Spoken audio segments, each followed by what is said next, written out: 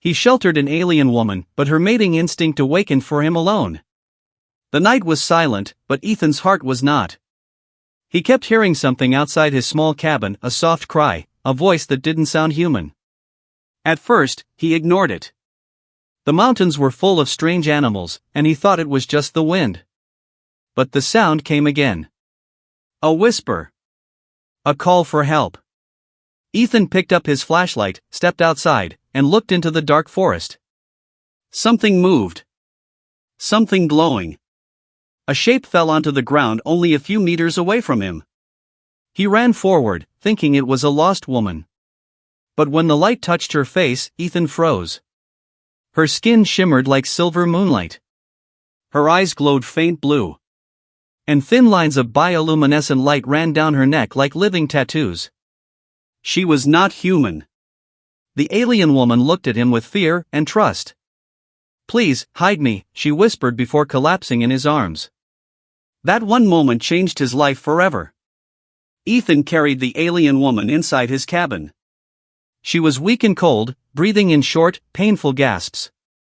He laid her on his couch and covered her with his jacket. Her skin felt warm, almost too warm. He searched for a wound but found nothing, no bleeding, no cuts. Yet her body trembled like she was fighting something deep inside. "Can you hear me?" he asked. Her glowing eyes opened slightly. "You, safe.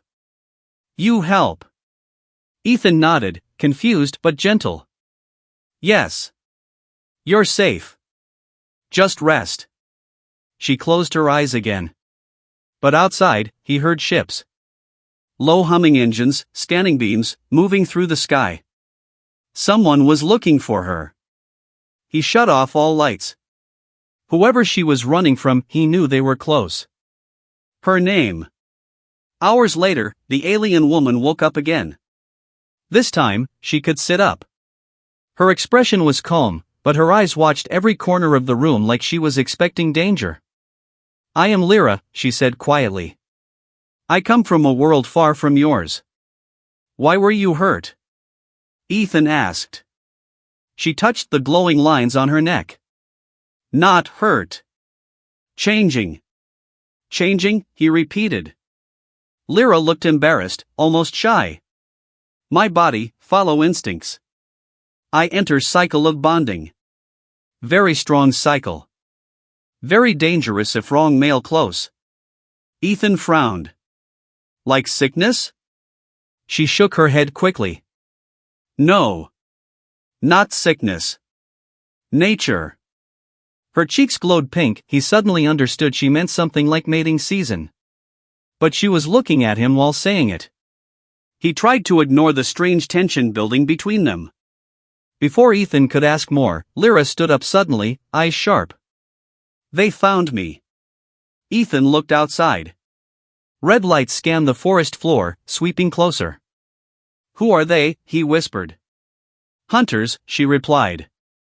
"They want to take me back. My kind, we choose our partner by instinct. But my instinct chose wrong place. Wrong time. Not safe for them." "Why dangerous?" he asked. She looked at him, deep, glowing eyes, and said nothing. But he could feel the answer. It was because she had awakened for him. He did not know what that meant, not fully, but he understood one thing clearly. He had to protect her. Running from the sky. Ethan grabbed his jacket and motioned for her to follow. "We need to get to the old storm bunker. It's hidden underground." Lyra nodded and stayed close behind him as they stepped into the cold night. The forest was dark, but the alien ships lit it up with red scanning beams. "Stay low," he whispered. They moved between rocks and trees, but one of the beams suddenly flashed right across them. "There," a distant voice yelled. The forest exploded with light. Ethan grabbed Lyra's hand and sprinted. She was fast, far faster than him, but she matched his speed so he wouldn't fall behind. Energy shots hit trees around them, burning holes through the bark. Lyra pulled Ethan behind a stone wall. She placed her hands on the ground, her glowing lines brightened. "What are you doing?" Ethan whispered. "Shield," she replied. A wave of faint blue energy spread around them, bending the scanning beams away. The hunter's lights passed right over them, unable to detect anything. Ethan stared in shock. She was powerful, but also scared. "Come," she said softly. "Not safe here." They reached the old underground bunker. Ethan shut the heavy metal door and turned on a small lantern. Lyra looked exhausted, her breathing quick, her skin glowing brighter than before. "Are you okay?" he asked. She hugged herself tightly. "No. My cycle is strong now. Too strong." "What does it do?" Ethan asked gently. She looked up at him. This time, she did not hide her fear. "When a female of my kind enters cycle, she must bond with one male. Only one. Her body chooses by instinct. If she resists, her energy becomes unstable. She can lose control. She can die." Ethan felt his pulse stop. "And you choose me?" Her voice trembled. "Yes. My instinct awakened for you alone. I do not know why.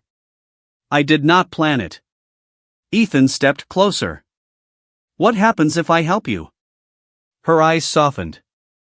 "I live. And if I don't?" She closed her eyes. "I break." A silence filled the bunker, heavy, warm, dangerous. But before Ethan could say anything, boom! The bunker door shook. The hunters had found them. The metal door bent inward from the force of an energy blast. Dust fell from the ceiling. Lyra stood up, her glowing patterns spreading across her arms now. "No running," she said. "Time to face them." "Lyra, they're armed," Ethan warned. "So am I." Her body glowed brighter, almost blinding. The energy coming off her felt warm, like sunlight. The door burst open. 3 armored hunters stormed in. "Stand down, Lyra. Your cycle is unstable. You need containment." She stepped in front of Ethan. "No. He is my chosen. Touch him and I destroy you." The hunters aimed their weapons. Ethan grabbed Lyra's shoulder. "Don't fight them alone." She looked at him, eyes soft. "I am not alone. Instinct awakens strength." Her glow surged. The hunters fired, but the energy evaporated before touching her. Lyra raised her hand and a wave of pure force hurled the hunters into the wall. They fell unconscious. Her light slowly faded. She collapsed into Ethan's arms. After the storm. When she woke again, Ethan was sitting beside her, watching her with concern. "You saved me," he said softly. She smiled weakly. "Instinct made me strong. But bond makes me alive." Ethan felt his chest warm at her words. He had protected her. She had risked everything for him. 2 different worlds, but one moment brought them together. "What happens now?" he asked. She touched his hand gently. "If you want, we bond. If not, I leave when safe." "And if I say yes?" Her voice became soft, almost shy. "Then our lives join. My instinct calms. My heart chooses you fully." Ethan looked into her glowing eyes. He already knew his answer. But that is another story.